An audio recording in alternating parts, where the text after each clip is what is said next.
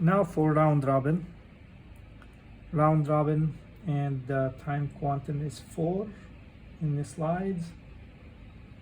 Yeah, time round robin 4.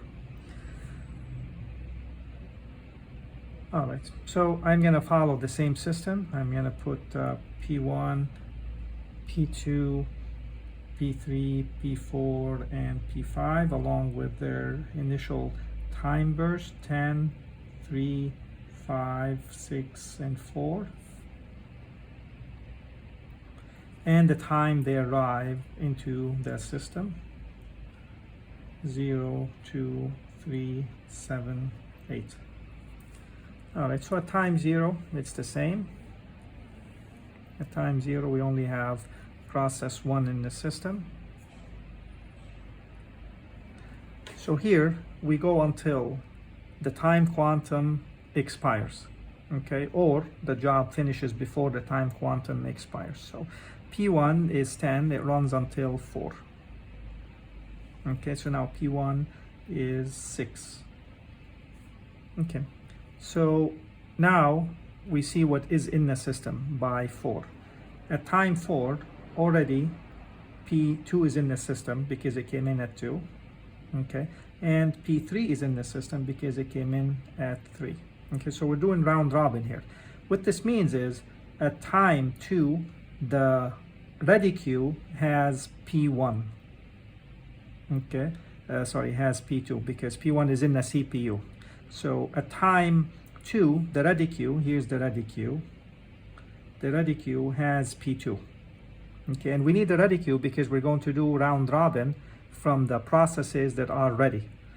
All right, and then at time 3, we have P3. So this is the head, this is the tail. We will pull from the head and we will add at the tail. All right, so time 4, nothing new came in, but we stop and we preempt process 1, right? So when we preempt process 1, that means process 1 now leaves the CPU, and where does it go? Of course, it goes into the ready queue. So therefore, we add it to the queue right here. And then we pull round robin, the first one from the queue. So now we pull P2. P2 is no longer in the ready queue. P2 is in the CPU. All right, so it runs for 4 more, or if it is too short, it runs until it's done. And yes, it is too short, so it runs until 7.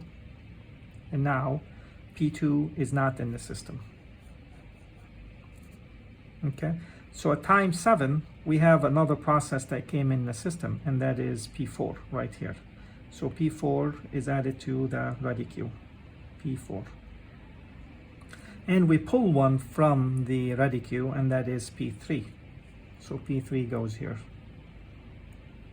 Okay, when you're doing this on the exam, don't worry about the proportionality of the length here. Just add them and add the numbers, doesn't matter. You know, if the difference is 3, doesn't have to be smaller than 2, doesn't, or smaller than 4, whatever. Just add the numbers here. That's what we're going to look at.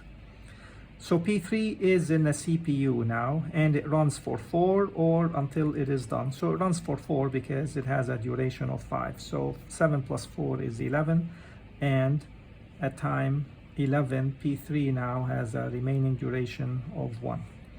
By the time we get there, of course, at time 8, P4 came in, so P5, sorry.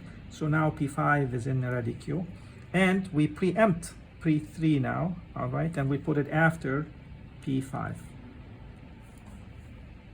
Okay, so now we pull 1 from the ready queue, and that will be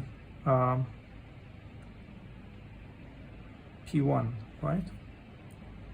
So now P1 takes the CPU for 4 because there's enough time. So 4 plus 11 is 15, and 6 minus 4 is 2. And then P1 gets preempted, and then it's put at the end of the ready queue, which I'm going to continue right here. All right, so now P4 takes the CPU.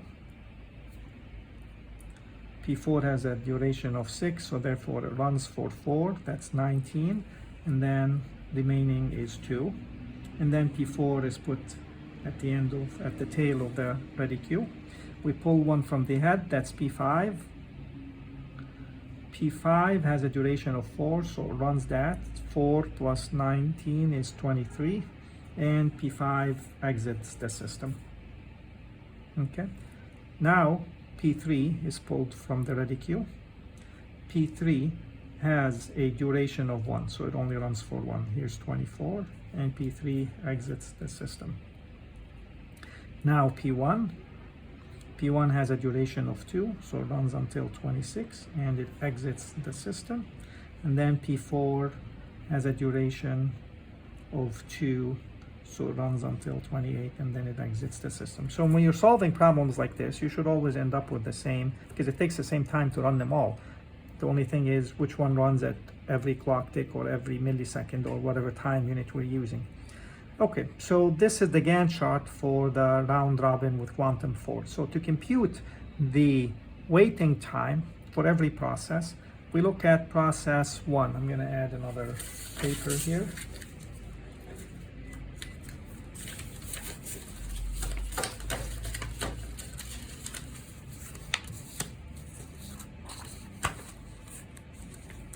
Okay, so P1 excuse me, is 0 plus, let's see, 11 minus 4 plus 24 minus 11, or no, 24 minus 15.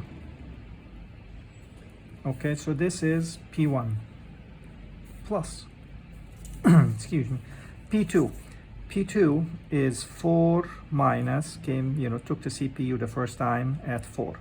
So it's 4 minus, when did it come in? Okay, we can look here. If this got too messy, you can't see it in the screen. So P2 came in at 2, so 4 minus 2. All right, and then it was done. So that's it. This is P2, nothing else. All right, plus P3. P3 is 7 minus P3 came in at 3, all right, plus P3 took the CPU again at 23, minus, it finished at 11. Okay, so this is P3, plus P4 took the CPU at 15, but it arrived at 7. Okay, plus, continuing, took the CPU again at 26, but it waited from 19 until 26, so 26 minus 19, so that's P4. And finally, P5 took the CPU once at 19, but it arrived at 8. Okay, so that's what you get right here.